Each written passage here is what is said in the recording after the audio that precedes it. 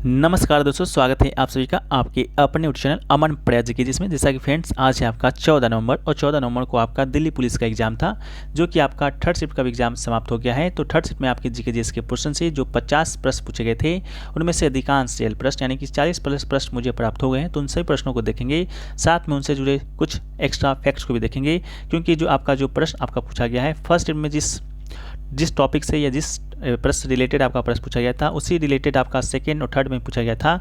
तो आने वाली शिफ्ट में आपको यहाँ से जरूर जो कि प्रॉफिट होने वाला है।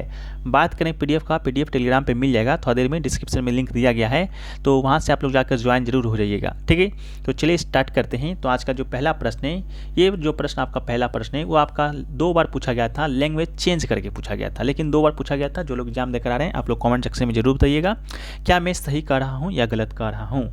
तो पहला प्रश्न आपका है कि हाई कोर्ट किस अनुच्छेद के तहत रिट जारी करता है। तो हाई कोर्ट की बात करेंगे तो हाई कोर्ट है यानी कि उच्च न्यायालय के पास आपका अनुच्छेद 226 है। ठीक है, 226 के तहत मौलिक अधिकारों के प्रवर्तन के लिए निर्देश, आदेश या रिट जारी करने का क्षेत्राधिकार प्राप्त है। ठीक है, तो जो सर्वोच्च न्यायालय जो उच्च न्यायालय है यानी कि हाई कोर्ट है, अनुच्छेद 226 के तहत आपका रिट जारी करता है।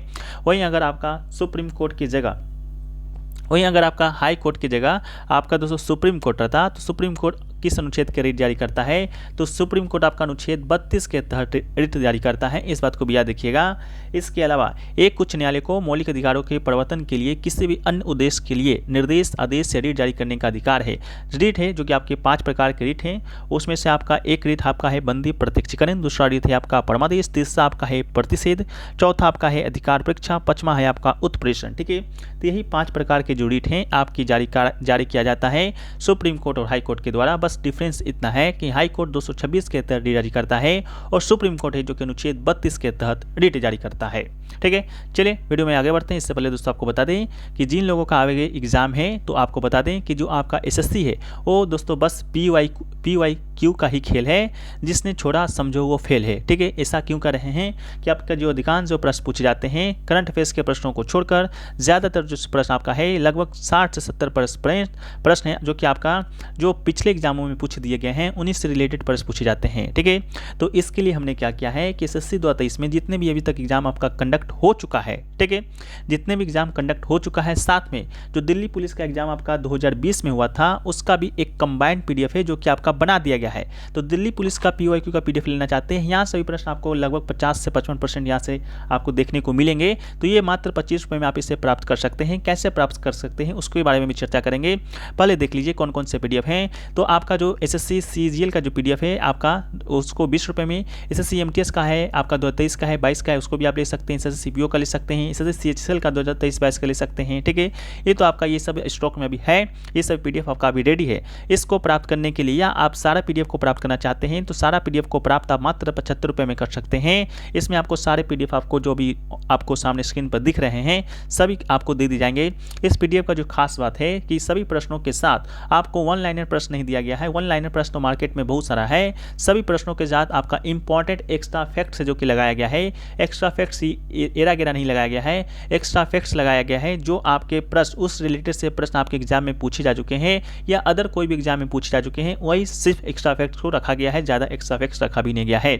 बस इसको प्राप्त करने के लिए आपको 2 व्हाट्सअप नंबर दिया गया है, दोनों व्हाट्सअप नंबर में से किसी एक पर आप संपर्क कर लीजिएगा। जो भी पीडीएफ आपको चाहिए या पूरा पीडीएफ चाहिए उसको लिखकर आप यहाँ पर मैसेज कर दीजिएगा, आपसे संपर्क कर लिया जाएगा। इसका लिंक आपको डिस्क्रिप्शन में मिल जाएगा, लिंक से आप रिडायरेक्ट होकर व्हाट्सएप पे आ सकते हैं। तो आप लोग जरूर इसको फॉलो कीजिएगा, आपको प्रॉफिट ही होगा। बस एसएससी है जो कि आपका PYQ का ही खेल है। ठीक है, समझो जिसने छोड़ा समझो वो फेल है। नेक्स्ट आपका है कि संविधान का अंतिम व्याख्याकार किसे माना जाता है। तो संविधान का जो अंतिम व्याख्याकार है वो दोस्तों आपके सर्वोच्च न्यायालय को माना जाता है। तो इसका राइट आंसर आपका सर्वोच्च न्यायालय हो जाएगा। सर्वोच्च न्यायालय संविधान का अंतिम व्याख्याकार है और अपनी रचनात्मक एवं अभिनय व्याख्या द्वारा हमारे मौलिक अधिकारों तथा संवैधानिक स्वतंत्रता का रक्षक रहा है। अगला है आपका कि संविधान संशोधन की जो प्रक्रिया है आपका किस देश के संविधान से लिया गया है।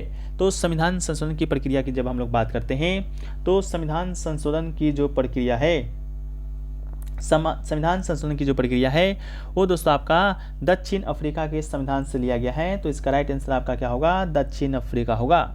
इसके अलावा संविधान संशोधन की जो प्रक्रिया है कौन से अनुच्छेद में है, तो आपका अनुच्छेद 368 के तहत संसद को संविधान में संशोधन करने की शक्ति देता है, जिससे यह स्पष्ट हो जाता है कि उस शक्ति के प्रयोग पर संविधान में संशोधन किया जाएगा। इसके अलावा 1950 में इसकी स्थापना के दौरान इसे संविधान में जोड़ा गया था। एक और सुविधा दक्षिण अफ्रीका से ली गई है, वो है आपका राज्यसभा में सदस्यों का चुनाव। राज्यसभा में जो सदस्यों का जो चुनाव होता है उसका जो प्रक्रिया है वो भी आपका दक्षिण अफ्रीका के संविधान से लिया गया है। नेक्स्ट आपका क्वेश्चन पूछा गया है कि अनुच्छेद 356 है किससे संबंधित है। तो अनुच्छेद 356 की जब हम लोग बात करते हैं तो अनुच्छेद 356 ये दोस्तों आपका एक अनुच्छेद का एक साधन है जो कि केंद्र सरकार को किसी नागरिक अशांति जैसे कि दंगे जिनसे निपटने में राज्य सरकार विफल रही हो दशा में किसी राज्य सरकार पर अपना अधिकार स्थापित करने में सक्षम बनाता है, ताकि वो नागरिक अशांति के कारणों का निवारण कर सके। ठीक है, यानी कि अनुच्छेद 356 है जो कि आपका राष्ट्रीय आपातकाल से नहीं राष्ट्रपति शासन से संबंधित है। तो राष्ट्रपति शासन इसका राइट आंसर होगा। हमने आपको सुबह के शिफ्ट में बताया था कि जो आपका आपातकाल का जो प्रबंधन है, आपातकाल का जो आपका संविधान में उल्लेख किया गया है, संविधान में भाग 18 के तहत किया गया है। अनुच्छेद 352 से लेकर अनुच्छेद 360 तक अनुच्छेद है, इसी में आपका आपातकाल के बारे में बताया गया है। आपातकाल की बात करते हैं तो आपातकाल आपका 3 प्रकार के आपातकाल हैं। एक तो आपका है राष्ट्रीय आपातकाल। ठीक है, जो राष्ट्रीय आपातकाल होता है वो दोस्तों आपका अभी तक भारत में 3 बार लग चुका है। एक आपका 1961 में लगा था, एक आपका 1971 या 72 में लगा था, एक बार चेक कर लीजिएगा, सॉरी एक आपका 1975 में लगा था। ठीक है, 3 बार अभी तक राष्ट्रीय आपातकाल लग चुका है। दूसरा आपका राष्ट्रपति शासन है। तीसरा आपका वित्तीय आपातकाल है। वित्तीय आपातकाल की बात करेंगे तो वित्तीय आपातकाल अनुच्छेद 360 में उसका वर्णन है। और जो आपका राष्ट्रीय आपातकाल है, राष्ट्रीय आपातकाल इसका जो विवरण है आपका अनुच्छेद 352 में है। ठीक है, इसको याद रखिएगा। अगला है कि गारो जो हिल्स है आपका किस राज्य में स्थित है। तो गारो हिल्स की बात करेंगे तो गारो हिल्स आपका मेघालय में स्थित है। तो इसका राइट आंसर आपका मेघालय हो जाएगा। यह श्रृंखला मेघालय उपोष्ण कटिबंधीय वन पहाड़ी क्षेत्र का हिस्सा है। गारो स्थानीय स्तर पर स्वयं को एचिक कहते हैं। नोकरेक चोटी गारो पहाड़ी का सबसे ऊंची चोटी है। साथ में जो नोकरेक जो आपका नेशनल पार्क है, यह आपका फर्स्ट स्टेट में पूछा गया प्रश्न है कि नोकरेक नेशनल पार्क आपका किस राज्य में स्थित है। तो नोकरेक नेशनल पार्क भी आपका मेघालय में ही स्थित है। अगला पूछा गया क्वेश्चन है कि 2001 की तुलना में आपका 2011 में कुल हिंदू वृद्धि दर कितना है। तो आप कुल हिंदू वृद्धि दर कितना % हुआ है वो पूछा गया था। तो देखिए 2001 की तुलना में 2011 में आबादी की बात करेंगे टोटल पॉपुलेशन का, तो ये आपका 17.7% की वृद्धि हुआ है। इस दौरान मुस्लिमों की जो आबादी है सबसे ज़्यादा बढ़ी है, करीब 25%। वहीं पर हिंदू की आबादी की बात करेंगे तो 17% से कम बढ़ी है। ठीक है, तो ऑप्शन में जो भी 17% होगा या 17% से कम होगा वो आपका राइट आंसर होगा। इसी तरह ईसाइयों की आबादी की बात करेंगे तो 15.5% बढ़ा है। सिख की बात करेंगे तो 8.4%, बौद्ध की बात करेंगे तो 6.1% और जैन की बात करेंगे तो 5.4% है जो कि बढ़ा है। अगला है हरि प्रसाद चौरसिया है जिनका संबंध किससे है। तो हरि प्रसाद चौरसिया की बात करते हैं तो हरि प्रसाद चौरसिया आपके वास्तुवादी वाद्ययंत्र से संबंधित है। तो इसका राइट आंसर आपका क्या होगा, वास्तुवादी हो जाएगा। ठीक है, वास्तुवादी वाद्ययंत्र से संबंधित है आपके हरि प्रसाद चौरसिया। इसके अलावा कुछ और संबंधित कलाकार हैं आपके वास्तुवादी वादक हैं, जैसे कि आपका प्रकाश सक्सेना हो गए, देवेंद्र मुक्तेश्वर हो गए, विजय राघव राय हो गए, रघुनाथ सेठ हो गए, पन्नालाल घोष हो गए, प्रकाश वढेरा हो गए, राजेंद्र प्रसन्ना हो गए। ये सभी आपके हरि प्रसाद चौरसिया की तरह ही वास्तुवादी वाद्ययंत्र से संबंधित कलाकार हैं। अगला देखिए क्वेश्चन पूछा गया कोणार्क मंदिर किस तट पर स्थित है। तो ऑप्शन में दोस्तों आपका ओडिशा नहीं दिया गया था, ऑप्शन में आपका दिया गया था बंगाल की खाड़ी। तो बंगाल की खाड़ी आपका इसका क्या होगा, राइट आंसर हो जाएगा। अगला क्वेश्चन पूछा गया कि सेबी एक्ट है जो कि किस वर्ष आया था, यानी कि सेबी का जो अधिनियम है वो आपका किस वर्ष आया था। तो सेबी एक्ट के अधिनियम से जानने से पहले सबसे पहले इसका फुल फॉर्म क्या होता है। स से दोस्तों होता है security exchange board of India, Hindi में कहें तो भारतीय प्रतिभूति एवं विनिमय बोर्ड। ठीक है, भारत में प्रतिभूति एवं वित्त का जो नियामक बोर्ड है इसकी स्थापना आपका हुआ था 12 अप्रैल 1988 को, लेकिन जो अधिनियम आया था वो अधिनियम आपका 1992 में आया था। ठीक है, तो 1992 के तहत ही 1988 में आपका इसका स्थापना हुआ था। सेबी का मुख्यालय आपके मुंबई बांद्रा में स्थित है, इसको भी याद रखना है।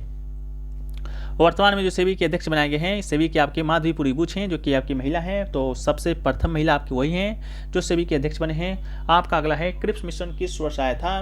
तो क्रिप्स मिशन की बात करते हैं हम लोग, तो जो क्रिप्स मिशन है वो आपका वर्ष 1942 में आया था। तो इसका राइट आंसर आपका 1942 हो जाएगा, ठीक है। स्टॉफेट क्रिप्स ब्रिटेन में विंस्टन चर्चिल की गठबंधन सरकार में क्या थे, श्रम मंत्री थे। उन्हीं के अध्यक्षता में आपका क्रिप्स मिशन भारत भेजा गया था। 22 मार्च से 11 अप्रैल 1942 तक भारत में रहा था। इसका उद्देश्य द्वितीय विश्व युद्ध में ब्रिटिश युद्ध के लिए भारतीय सहयोग प्राप्त करना था। अगला है फिफ्थ खेलो इंडिया यूथ गेम्स में प्रथम स्थान किसने प्राप्त किया था। ये भी प्रश्न हमने फर्स्ट में ही डिस्कस कर चुका है फुल लेंथ के साथ। तो फिफ्थ जो खेलो इंडिया गेम्स है, पहली बात तो ये आपका हुआ था मध्य प्रदेश में। जो आपका विजेता रहा था महाराष्ट्र था, जिसने 56 स्वर्ण पदक जीता था। साथ में गोल्ड पदक की बात करेंगे तो 161 पदक तालिका में पहले स्थान पर रहा। सेकंड पर आपका हरियाणा रहा, टोटल आपका 41 स्वर्ण। टोटल पदक की बात करेंगे तो 128। और थर्ड स्थान पर आपका जो मेजबान था मध्य प्रदेश, वो रहा था कुल 96 पदक के साथ, जिसमें से आपका 39 पदक आपका स्वर्ण था। अगला है मेरा संघर्ष आत्मकथा किसके द्वारा लिखा गया पुस्तक है। तो जो मेरा संघर्ष जो आत्मकथा है वो पुस्तक लिखा गया है एडोल्फ हिटलर के द्वारा। तो इसका राइट आंसर एडोल्फ हिटलर हो जाएगा। मेरा संघर्ष जैसे कि हिंदी में इसका मूल जो नाम है मेन काम्फ नाम है, ठीक है। अगला है लॉन्ग वॉक टू फ्रीडम पुस्तक के रचयिता कौन है। तो लॉन्ग वॉक टू जो फ्रीडम पुस्तक के रचयिता हैं वो दोस्तों आपके दक्षिण अफ्रीका के जो पूर्व राष्ट्रपति रह चुके हैं नेल्सन मंडेला के द्वारा ही ये पुस्तक आपका लिखा गया है। उन्हीं का आत्मकथा का नाम है लॉन्ग वॉक टू फ्रीडम। अगला आपका है कि द्रोणाचार्य पुरस्कार किसको दिया जाता है। तो द्रोणाचार्य पुरस्कार की जब बात करते हैं तो द्रोणाचार्य जो पुरस्कार है वो दोस्तों आपके कोचों को दिया जाता है, यानी कि कोच यानी कि जो खिलाड़ी के कोच होते हैं उनको दिया जाता है। ये पुरस्कार आपका 1985 में शुरू हुआ था, इस बात को भी याद रखिएगा।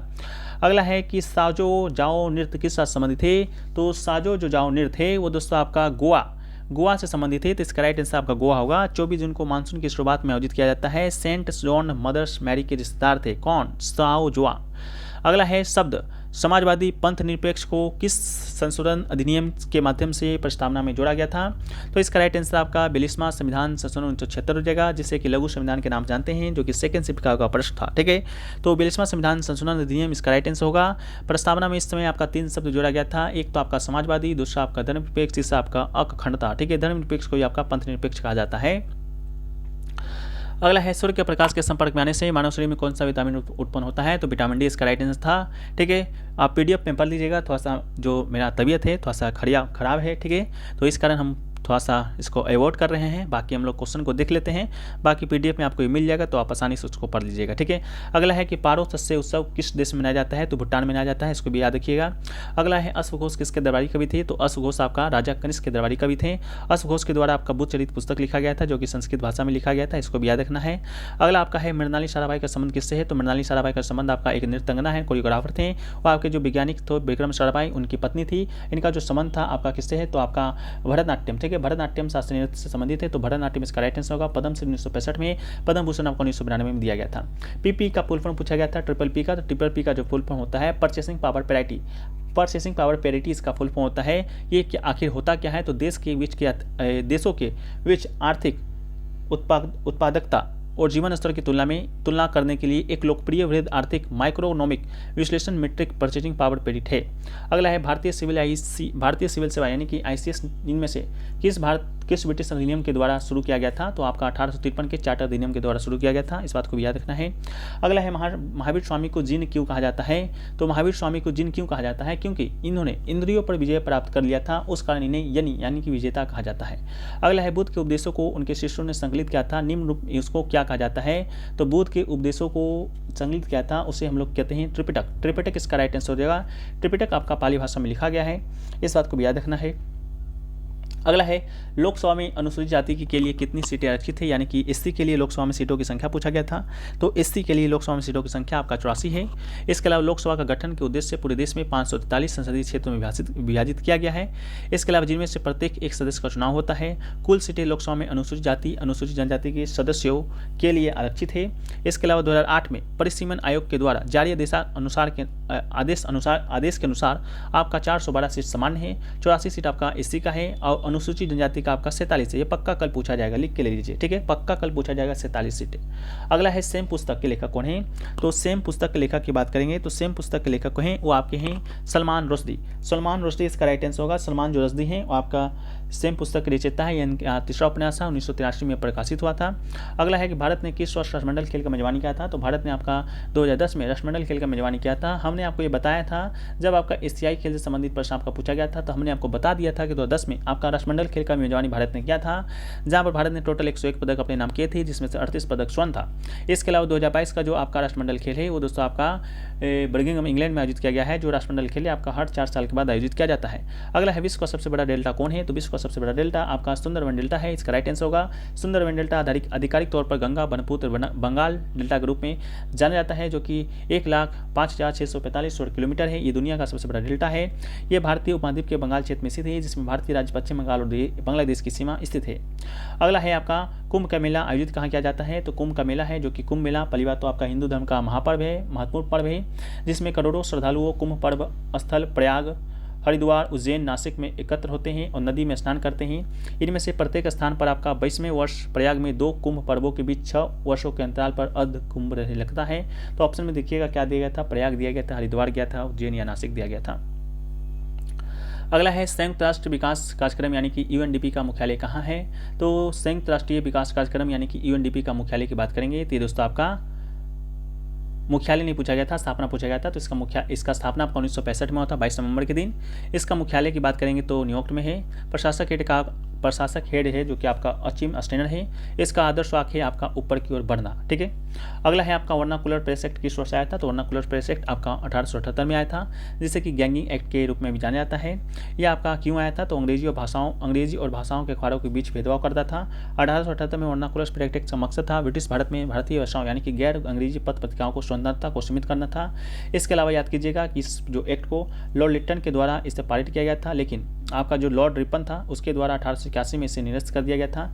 एक प्रश्न और कंफर्म ले लीजिए कि वर्नाकुलर प्रेस एक्ट आपका 1878 में आया था। इसके अलावा 1877 में आपका आर्म्स एक्ट भी आया था, ठीक है। तो ये भी प्रश्न आपके एग्जाम में पक्का छपेंगे, 100% लिख कर हम दे रहे हैं, ठीक है। अगला आपका है कि भारत के सर्वोच्च न्यायालय के मुख्य न्यायाधीश की नियुक्ति डैश के द्वारा किया जाता है, तो अनुच्छेद 124 के तहत आपका सर्वोच्च न्यायालय के मुख्य न्यायाधीश की नियुक्ति किया जाता है। तो राष्ट्रपति में भारत के मुख्य न्यायाधीश सीजेआई यानी सर्वोच्च न्यायालय के न्यायाधीशों की नियुक्ति करने की शक्ति जो निहित है राष्ट्रपति वारंट द्वारा सर्वोच्च न्यायालय और राज्य के उच्च न्यायालयों के ऐसे न्यायाधीशों के साथ परामर्श करने के बाद जैसा कि आवश्यक समझे नियुक्त करेगा। अगला है हिंडिबा मंदिर पूजन किस राज्य में किया जाता है, तो हिंडिबा जो मंदिर है आपका मनाली में हिमाचल प्रदेश में स्थित है, तो ये पूजा भी आपका वहीं पर किया जाएगा, तो आपका हिमाचल प्रदेश इसका राइट आंसर है। अगला है श्री राम साहेब पांडे किस लोक नृत्य कला से संबंधित है, जिन्हें 2022 में पद्मश्री अवार्ड से सम्मानित किया गया था, तो श्री राम साहेब पांडे हैं जो कि आपका राय नृत्य से संबंधित है। राय नृत्य आपका मध्य प्रदेश का आपका नृत्य है। राय का जो अर्थ होता है सरसों के बीज आपका होता है।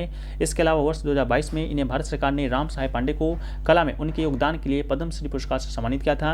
अगला है सभी मनुष्यों के लिए एक जाति एक धर्म एक ईश्वर डैश का एक प्रसिद्ध उद्धरण था, यानी कि one caste one religion one god और all man was famous cute by, ठीक है। किसने दिया था, तो एक जाति एक धर्म और सभी मनुष्य के भगवान श्री कृष्ण नारायण गुरु का एक प्रसिद्ध उद्धरण था, तो श्री नारायण गुरु इसका राइट आंसर है। अगला है किस बजट में वित्त मंत्री ने उदारीकृत विनिमय दर प्रबंधन प्रणाली की घोषणा की थी, यानी कि LERMS, ठीक है। तो इसका राइट आंसर आपका यूनियन बजट 1992-1993 में इसका घोषणा किया गया था। उदारीकृत विनिमय दर प्रबंधन प्रणाली है क्या, इसको आप लोग पढ़ लीजिएगा, यहाँ पर PDF में दे दिया गया है। तबीयत मेरा थोड़ा सा खराब है। अगला आपका है खानदेश को मुगल ने किस वर्ष अपने साम्राज्य में मिला लिया था, तो खानदेश को मुगल ने 1599 में आपका अपने साम्राज्य में मिला लिया था। खानदेश के साथ साथ आपका असीरगढ़ को भी कब्जा कर लिया था। अगला है महिला राष्ट्रीय खेल महोत्सव की स्थापना किस वर्ष की गई थी, तो आपका 1959 इसका राइट आंसर था। इसके अलावा एक शब्द आपका पूछा गया था, उन्नावर शब्द तमिल ग्रंथ से क्या मतलब है। उन्नावर जो शब्द है आपका तमिल ग्रंथ में उसका क्या मतलब है, तो हलवा है, ठीक है। हलवा है का इनका संबंध है। इसके अलावा एक आपका नागेबाजी कुछ प्रश्न पूछा गया था, ये भी प्रश्न नहीं मिल पाया है कि आपका कोष संख्या से संबंधित है, तो इसको भी आप लोग जो एग्जाम देकर आ रहे हैं आप लोग कमेंट सेक्शन में बता दीजिएगा। बाकी वीडियो को यहीं पर समाप्त करते हैं। वीडियो पसंद आए वीडियो को लाइक शेयर सब्सक्राइब कमेंट जरूर कीजिएगा। मिलते हैं नेक्स्ट वीडियो में, जब तक के लिए जय हिंद जय भारत वंदे मातरम।